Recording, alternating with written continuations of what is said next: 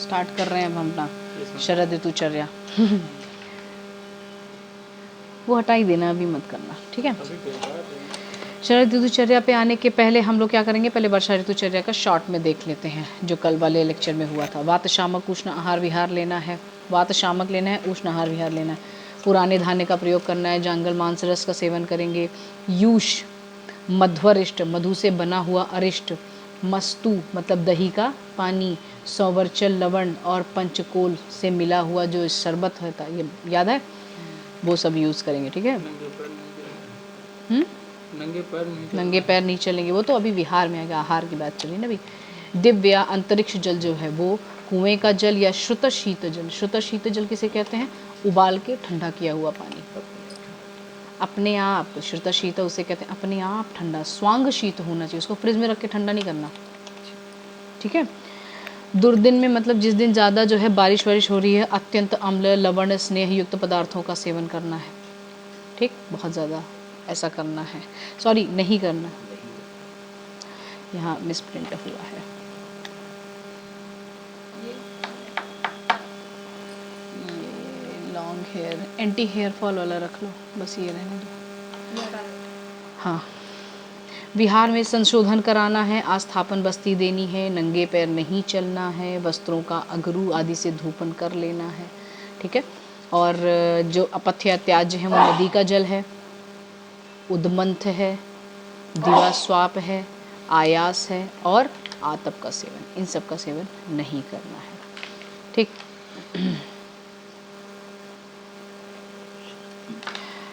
शरद ऋतुचर्या देखेंगे अब।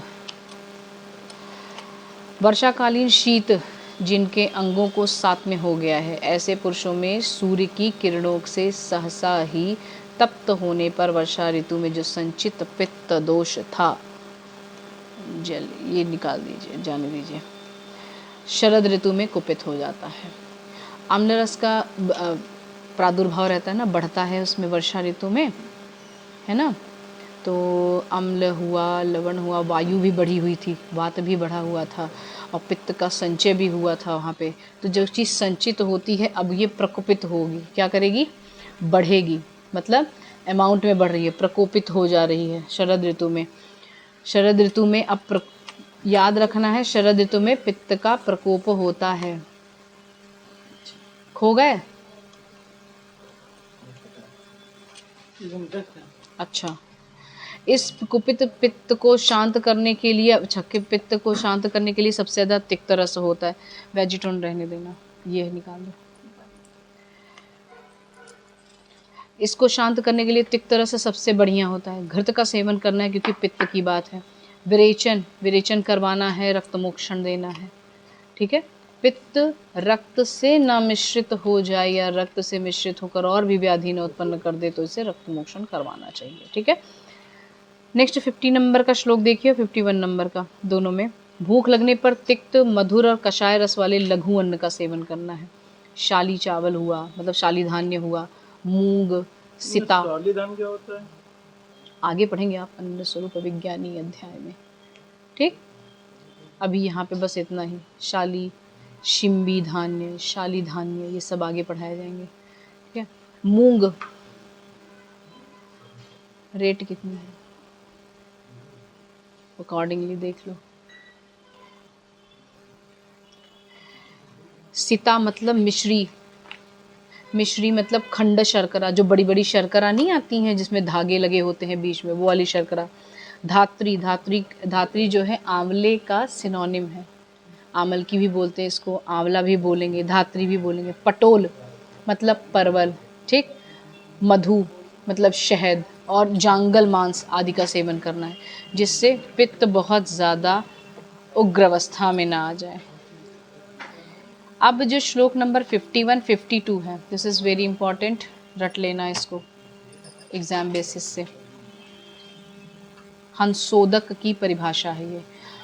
शरद ऋतुचर्या लिखते वक्त हंसोदक का आना मस्ट है। हंसोदक अलग से भी 2 मार्क्स में पूछा जाता है।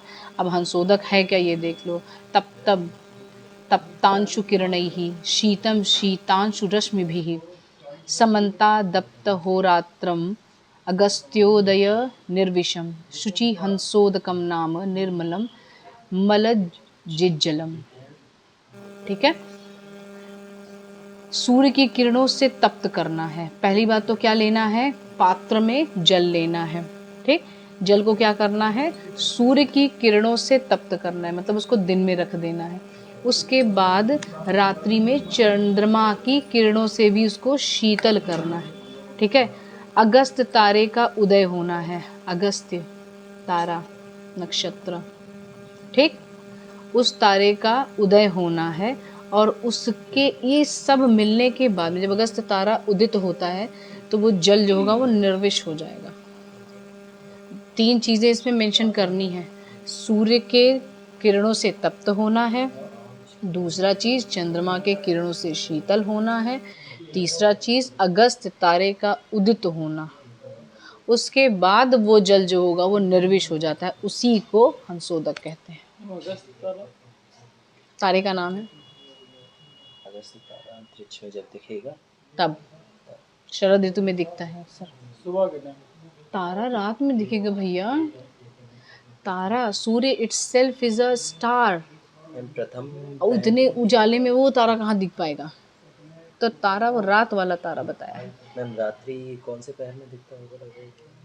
अब ये कुछ कहा नहीं जा सकता, डिपेंड अपॉन दैट डे। कह सकते हैं कि वाटर को सबसे पहले पानी को सूर्य में दिन में रख दो, हटाओ ही मत, उसके बाद तुरंत रात हो जाएगी, उसके बाद चंद्रमा की रोशनी आएगी, उससे ठंडा होगा और उसी समय अगस्त तारा भी उदित होगा और उसी से निर्विष होगा और मॉर्निंग में वही।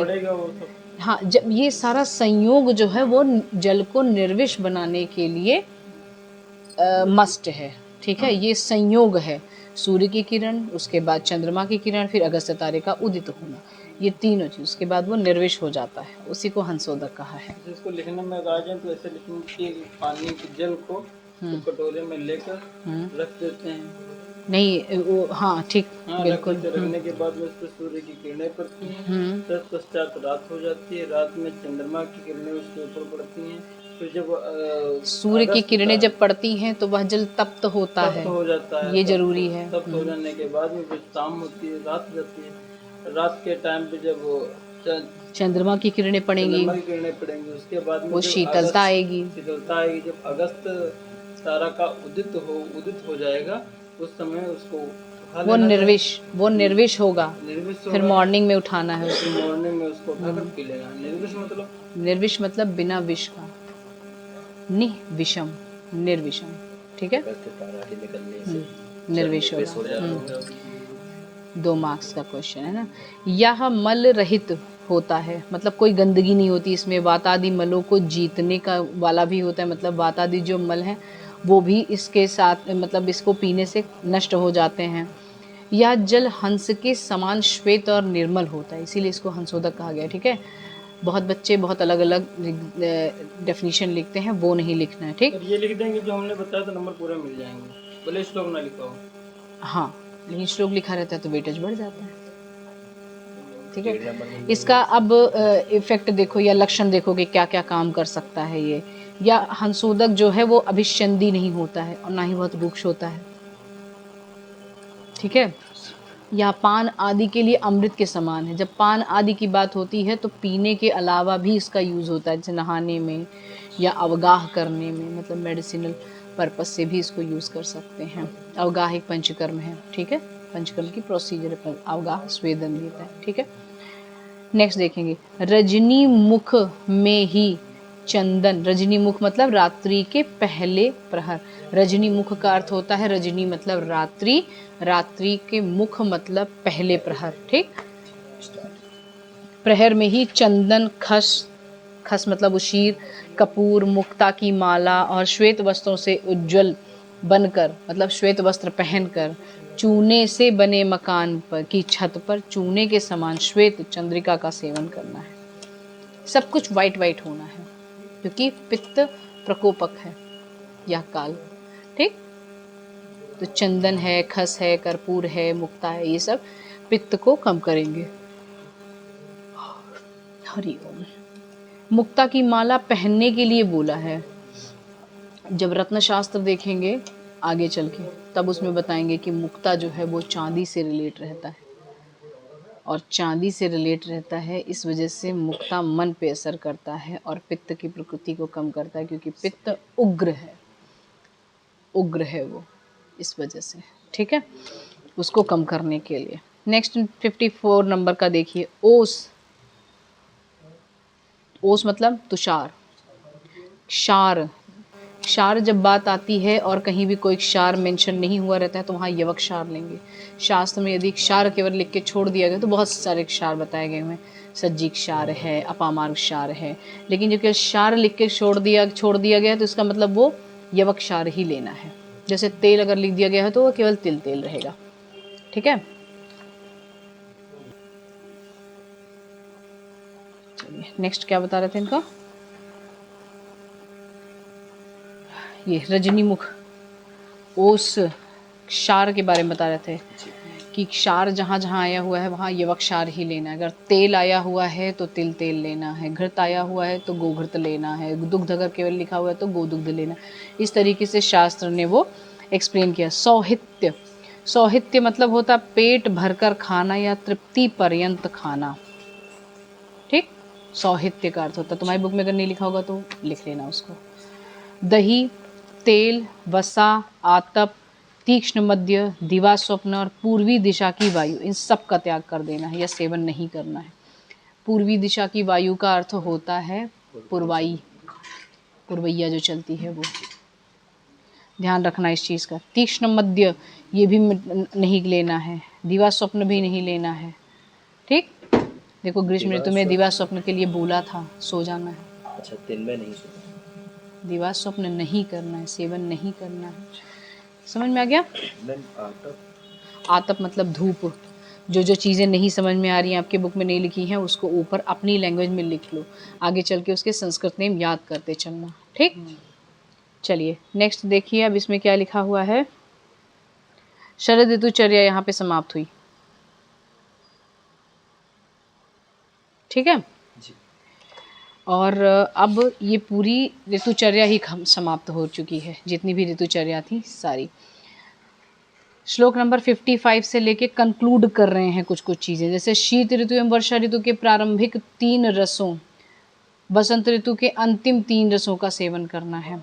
ये देखो यहाँ पे जो बना है, जैसे हेमंत ऋतु, पहले इसको अपने आप से रीड करो, एक बार रीड करेंगे फिर आपको कंक्लूड करके बताएंगे। निदाघ मतलब ग्रीष्म ऋतु में मधुर, शरद ऋतु में मधुर तिक्त व कषाय रस का सेवन करना है। शरद और बसंत ऋतु में रुक्ष द्रव्य या घर्म, घर्म भी कहते हैं ग्रीष्म को, और निदाघ भी कहते हैं, निदाध ग्रीष्म ऋतु को। घनांत मतलब शरद ऋतु, घनांत मतलब घन होने के बाद में अंत हो जाता है, घन मतलब ये क्या नाम इसका, बादल, बादलों का अंत हो जाना। तो बादल का अंत कब होगा? वर्षा के बाद, शरद में। ठीक है, शीतल द्रव्यों का प्रयोग करना है। संक्षेप में अन्नपान यहाँ पे पूरा कंक्लूड कर दिया गया हुआ है। ठीक, अब इसके विपरीत जो अन्नपान है उसको अन्य ऋतुओं में लेना है, जैसे हेमंत हुआ, शिशिर आदि में। अब देखो संक्षिप्त में हम आपको बता दे रहे हैं क्या क्या करना है। हेमंत और शिशिर और वर्षा ऋतु में मधुर अम्ल लवण रस का सेवन। हेमंत, शिशिर और वर्षा ऋतु, हेमंत, शिशिर, वर्षा ऋतु में मधुर अम्ल लवण का सेवन करना है। ठीक है, वसंत ऋतु में तिक्त कटु कषाय रस का सेवन करेंगे। रीजन आगे देखते रहना कि क्यों करना है। ग्रीष्म ऋतु में विशेषतः मधुर रस का सेवन करना है। ठीक है, शरद ऋतु में मधुर तिक्त कषाय रस का। शरद और बसंत ऋतु में रुक्षान्न का सेवन करना है। ये इंपॉर्टेंट चीज़ें हैं, बस इतना ही अगर लिख के डैश करके भी चले होगे तो भी चलेगा। ग्रीष्म और शरद ऋतु में शीत गुण प्रधान अन्न सेवन करना है। हेमंत, शिशिर और वर्षा ऋतु में स्निग्ध और उष्णपान अन्नपान का सेवन करना है। ठीक, ये अगर कहीं नहीं बना होगा तो एक बार आप लिख लीजिएगा, है आपकी बुक में। तुम आज थोड़े कंफ्यूजन में लग रहे हो, क्या हुआ? नहीं तो थकान लग रही है आज? नहीं, हुआ क्या? कुछ तो दिक्कत लग रही है तुमको। दिक्कत क्या, कल 9 बजे सो गए थे, पूरी रात सोए फिर भी नहीं लग रही है। अच्छा, अति निद्रा जो होती है वह फिर निद्रा का कारण बनती है। तो उससे दर्द हो रहा तो सो गए थे। गुड, फिर निद्रा लाती है। जैसे बार बार अगर सोते रहो ना तो और निद्रा आएगी, जितना सोगे और निद्रा आएगी। इसीलिए दिवा स्वाप जो लोग करते हैं उनको रात में और जल्दी नींद आती दिन है। में नहीं सोते हैं तो। मैं बता रही हूँ जितने लोग सोते हैं उनके बारे में कह रहे हैं। नित्यम सर्वरसाभ्यासः स्वस्वाधिक्यमृताव्रतौ, ये श्लोक बहुत इंपॉर्टेंट है। प्रैक्टिकली, ठीक है, प्रैक्टिकली किस लिए कि नित्य सभी रसों का सेवन करना चाहिए, लेकिन ऋतु के अनुसार अपने रसों का अधिक प्रयोग करने लगना चाहिए। रोज आप 6 रसों खाइए, लेकिन ऋतु देख लीजिए कौन सी ऋतु है, उसके अकॉर्डिंग वो रस बढ़ा दीजिए केवल, ठीक। 6 के 6 रस। हाँ, इस समय कौन सी ऋतु चल रही है? शरद ऋतु चला दिए तुम पीछे गए हो या आगे गए हो? आगे। अभी तो ग्रीष्म आने वाली है ना। हाँ, तो कौन सी ऋतु चल रही है अब ग्रीष्म के पहले? वसंत, ग्रीष्म। अच्छा, तो दोनों एक साथ चल रही हैं? नहीं, इसमें वसंत। हाँ, संधि काल चल रहा है, ठीक है।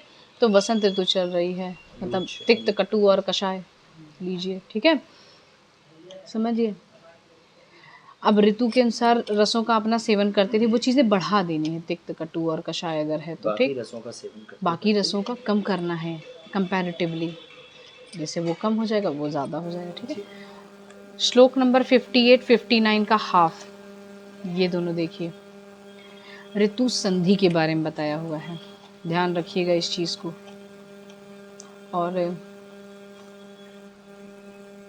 और असात में व्याधि के रोग ने 58 तक ही बताया है ऋतु संधि। हाँ, तत्र पूर्वो विदित्याज है सेवनियो पर क्रमात्, केवल 58 में ही बताया ऋतु संधि। ऋतु संधि क्या होती है? नाम से ही समझ में आ रहा है ना, 2 ऋतुओं का जुड़ जाना। जो ऋतु जा रही है उसके लास्ट के 8 डेज, और जो आ रही है उसके 8 डेज स्टार्टिंग नहीं, के 7 डेज, 7 डेज इसके, 7 डेज इसको, आने वाले के दोनों के मिलन को क्या कहते हैं? जो जा रही है उसको छोड़ना है, उसके आहार को, जो आ रही है उसके धीरे धीरे अपनाना है, ना एक साथ में छोड़ना, ना एक साथ में लेना है। उसको एक पक्ष बताया हुआ है, 15 दिन का पूरा हो जाता है। आप कहोगे 7 7 14 है तो हुआ, लेकिन उसको एक पक्ष ले लेते हैं, मतलब 15 दिन का हो गया। इस समय को ऋतु संधि कहते हैं। ऋतु संधि काल में क्या किया जाता है? इन्होंने ये क्यों मेंशन किया? क्योंकि सहसा किसी चीज़ को छोड़ना और सहसा किसी चीज़ को पकड़ना, आकस्मिक, मतलब कोई आहार सहसा छोड़ दो या सहसा कोई चीज़ पकड़ लो अचानक, तो वो बॉडी को एक्सेप्टेबल नहीं होता है, बॉडी डिफरेंट रिएक्शन देगी। इसलिए जो ऋतु जा रही है उसके लास्ट के 1 वीक में धीरे धीरे उस ऋतु की चर्या छोड़ के आने वाली ऋतु की चर्या को अपनाना है। पादांशिक क्रम बोलते हैं इसको, 1/4 करके, ऐसे आगे इसका क्रम भी समझाया जाएगा आपको, ठीक है। असात में व्याधि क्या होती है? सात में मतलब पहले समझ लो, उसके बाद सात में समझेगा। सात में मतलब रेजिस्टेंस, कोई भी व्याधि हो गई है और उसकी आप आदी हो गए तो साथ में, या कोई भी चीज़ आप खा रहे, जैसे लोग कहते हैं दिवास्वप्न बना है, नहीं करना चाहिए। कुछ लोग की आदत ही हो जाती है, उनको उससे कोई दुख भी नहीं होता, कोई व्याधि भी नहीं होती, कोई पीड़ा भी नहीं होती है। या कुछ लोग कहते हैं चाय से एसिडिटी होती है, अब आदत पड़ गई, अगर उससे साथ में कर लिया आपने, रेजिस्टेंस कर लिया तो नहीं होगी, है ना, उसे साथ में कहते हैं। लेकिन असात में व्याधि क्या है? पूर्व ऋतु की चर्या को सहसा छोड़कर दूसरी ऋतु की अगर तुरंत सहसा कर लेते हैं उसको, जैसे मैंने बताया ना, तुरंत छोड़ के तुरंत पकड़ लेना, तो उसे असात में रोग हो जाते हैं।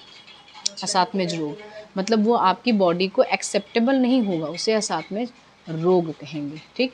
ये 59 नंबर के पहले वाले श्लोक में बताया हुआ है। असात में रोग जो हैं तुरंत छोड़ देंगे अगर तो हो जाएंगे।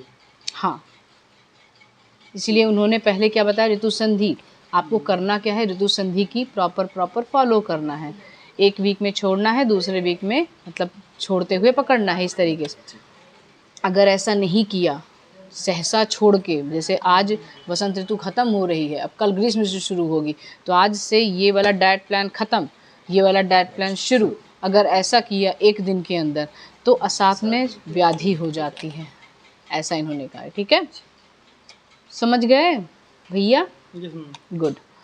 चलो, इति श्री वैद्यपति सिंह गुप्त सुनु श्रीमद्भागवत विरचितायाम अष्टांगहृदय संहितायाम प्रथमे सूत्रस्थाने ऋतुचर्यानाम तृतीयोध्याय। इस ऋतुचर्या का 3य अध्याय में आदान और विसर्ग काल की ऋतुओं एवं हेमंत आदि 6 ऋतुओं का विवेचन कर दिया गया। अध्याय का सारांश है ये। अब इसके बाद अथातु रोगानुत्पादनीय अध्याय। इसके बाद अथातो रोगानुत्पादनीय अध्याय में व्याख्यास्यामति स्माहात्रेयो आदिहो महर्षियाः। इसके बाद रोगानुत्पादनीय अध्याय की व्याख्या करेंगे, ऐसा आत्रेय इत्यादि आदि महर्षियों ने कहा था। जी बताइए। कंप्लीट हो गया। हाँ जी, ऋतुचर्या कंप्लीट। स्टार्टिंग में हमको समझा दीजिए। स्टार्टिंग का अच्छा आपका छूटा हुआ है।